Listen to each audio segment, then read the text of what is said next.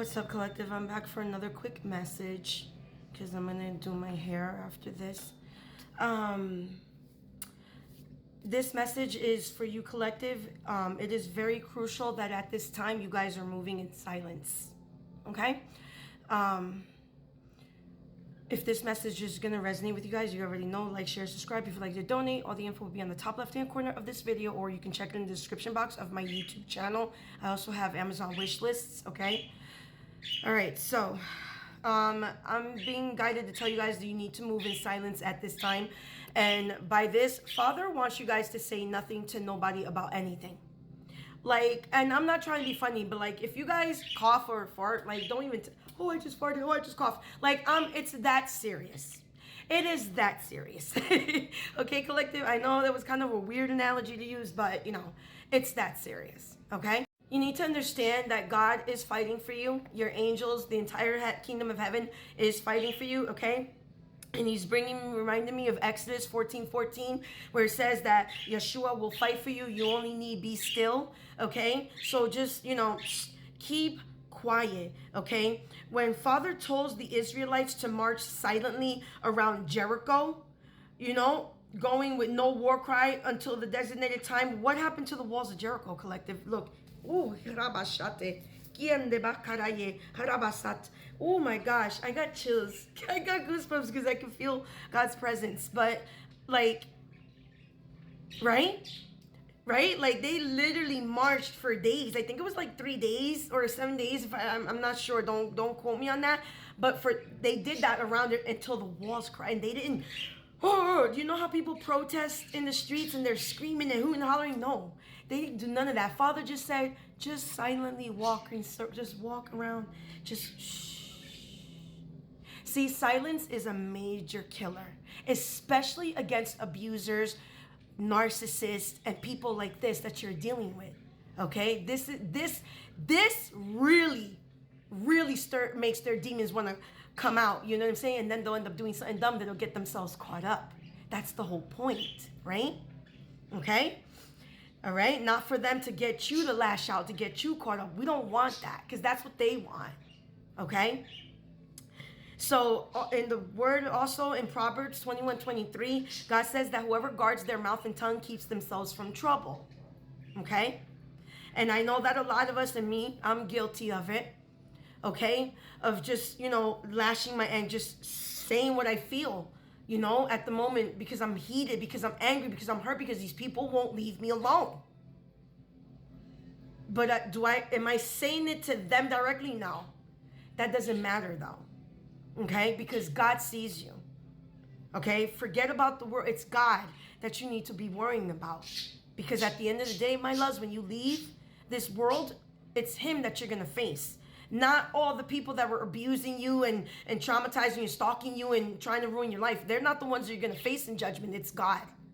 And you're going to have an account for your actions, your reactions, your everything. What you didn't do, what you did do, what you didn't say, what you did say, what you thought, what you didn't think. You understand? And these people, they don't see none of this because, like I said, they're ungodly. They don't have God in their lives. These are fake wannabes. These are people that might have probably go to church once a blue moon or once a year, and they think that they're saved. They think that they're going to heaven. No. Because again, God doesn't care about your status, your businesses, how much money you make, what kind of car. He doesn't care. None of those things matter. None. And you people are out here killing yourselves for this stuff. When it doesn't matter, it's irrelevant in the kingdom of heaven. Okay? Isaiah 30:15 says that in repentance and rest is your salvation. In quietness and trust is your strength. Okay, like I said in the first message this morning, cry it out to God, vent out to Father. He knows you're angry, collective. He feels your pain. He knows how hurt you are. He knows the things that these people keep trying to do to you. God knows, bro, because I tried to love these people. I shared food. I looked out for them. And this really hurts me because I'm so over it, collective. It's been my whole life.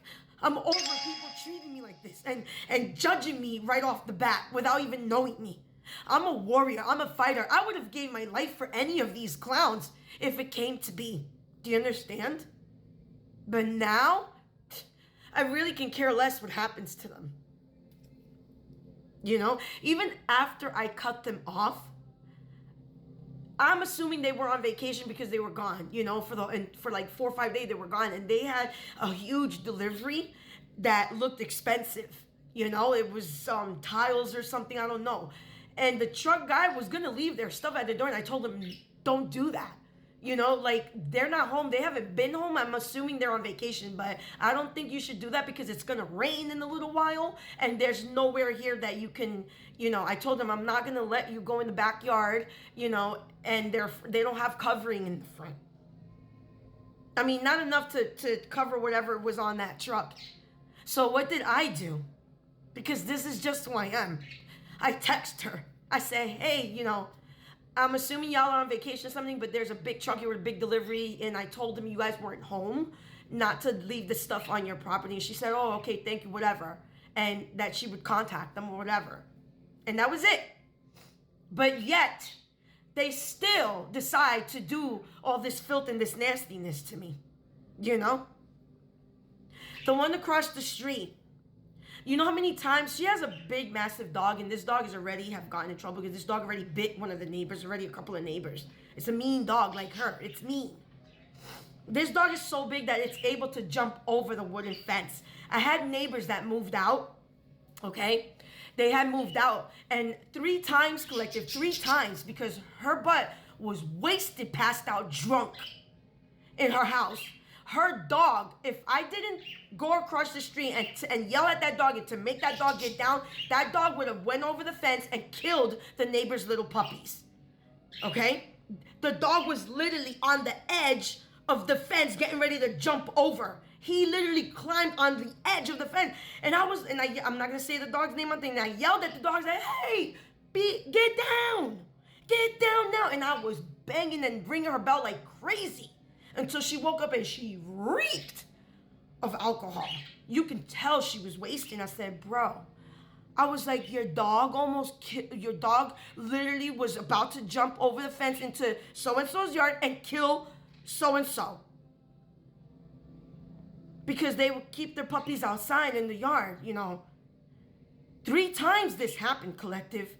And I went out and looked out for them. Now, if I was this bee monster and all this stuff they're painting out to me, I would have allowed that dog to go over and kill this thing, and she would have been in jail.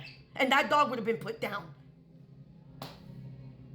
Do I get a thanks for that? No. Instead, I get kicked up the rear end. I get plotted on and ganged up on and bullied. But I leave that all to Father, you know? Because he saw all this. He saw everything. You know, how many times she came over to me crying about her personal life, her problems, and everything she's dealing with, the divorce and everything, and me consoling her. But I'm the big bad wolf here. I'm the big bad wolf. Why? Because I stood up for myself, because I set boundaries, and I said, you know what? I don't got time for this effery. I don't got time for it.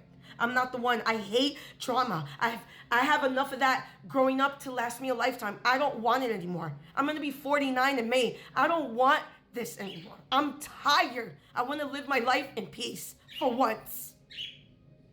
And since y'all decided that you weren't going to allow me to do that, now you're going to go down. And now you're mad at me and trying to blame me for the consequences of your own actions. It's not going down like that, sweeties. I'm sorry. It's just not going to happen. Okay? It's just not going to happen that way. Thank you. That's confirmation. So 1 Peter 3:15, be prepared to give an answer, but to do so with reverence and in quietness. Meaning that if you start to get questioned, or if you guys are in a trial, you're taking these people to court and trial like I am, just calmly speak and present yourself calmly. Okay? If you feel like you're gonna cry and you can't speak, hold back for a minute. Take a deep breath.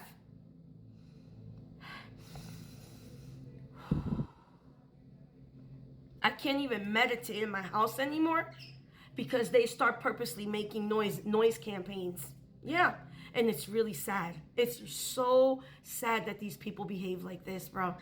But it just goes to show how ungodly they are, how they don't, you know, it's just they're lost.